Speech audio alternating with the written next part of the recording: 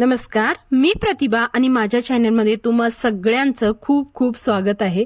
तर आज आपण व्हिडिओमध्ये बनवणार आहोत दुधी भोपळ्यापासून हे वडे। तुमचा विश्वास सुद्धा बसणार नाही की दुधी भोपळ्यापासून अशी कुरकुरीत वडे बनवू शकतो आणि टेस्ट म्हणाल तर एक खाल्लं ना तुम्ही थांबणारच नाही, एवढे भारी आणि बनवायला खूप सोपं, घरातल्या साहित्यापासून बनवू शकतो। तर इथे मी कवळा एक दुधी भोपळा घेतलेला आहे।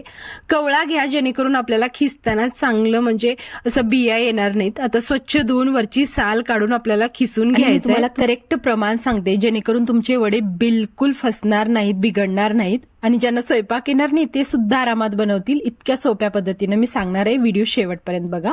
तर 2 वाट्या इथे मी खीस घेतलेला आहे, जे आपण आता खिसून घेतलेलं होतं दुधी भोपळ्याचं ते, आणि 2 वाट्या तांदळाचं पीठ एकदम सेम प्रमाण घ्यायचं। 2 वाट्या खीस तर 2 वाट्या तांदळाचं पीठ घ्यायचं आहे आणि ते एक ठेचा म्हणजे वाटण तयार करणार आहोत। वाटण म्हणजे जिरे, अद्रक आणि हिरव्या मिरच्या, जसं आपण वाटण तयार करतो ना तशाच प्रमाणे आपल्याला बस फक्त हे वाटून घ्यायचं। इथे मी हे 2 चमचे घालणार आहे, तुम्ही कमी जास्त करू शकता तुमच्या आवडीप्रमाणे।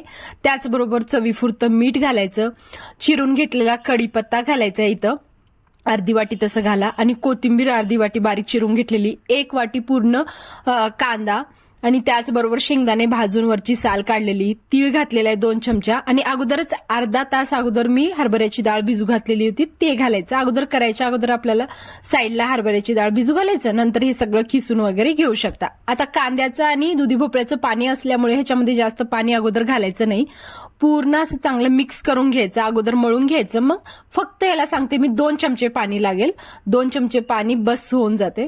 अगोदरच त्यांचं पाणी असतंय कांद्याचं आणि दुधी भोपळ्याचं, त्यामुळे जास्त पाणी लागणार नाही। मग मळून घ्यायचं, जास्त आपल्याला जोर सुद्धा लावायचं नाही, चांगलं असं मळून घ्यायचं।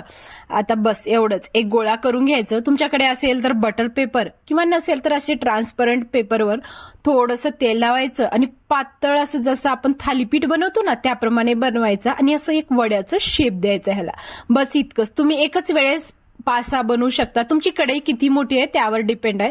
आता माझ्या कढईमध्ये 3 बसतात त्यामुळे मी 3 बनवलेलं आहे। तुम्ही 4-5 बसतील, जास्त तेल घातलेलं आहे तर तुम्ही कितीही बनवू शकता एकच वेळेस, असं काही नाही, किंवा 1-2 पण बनवून तळू शकता। कुरकुरीत होईपर्यंत आपल्याला तळून घ्यायचं आहे, बस इतकंच। हे वडे तयार होतील, लहान मुलं तर इतके आवडीनं खातात ना तुम्हाला काय सांगू। तसं तर हे वडे 3 ते 4 दिवस टिकतात, पण एवढे भारी टेस्टी कुरकुरीत वडे बनवल्यानंतर एकच दिवसात संपून जातील। माझे तर एकच दिवसात संपतात, एवढे भारी हे वडे होतात। एक वेळेस करून बघा, ज्यांना हे दुधी भोपळा आवडत नाही ते आवडीनं खातील आणि तुम्हाला आणायला सांगतील, एवढे भारी, आणि डब्यात भरून ठेवू शकता तुम्ही। व्हिडिओ कसा वाटला, आवडली का तुम्हाला रेसिपी, मला कमेंट करून नक्की सांगा।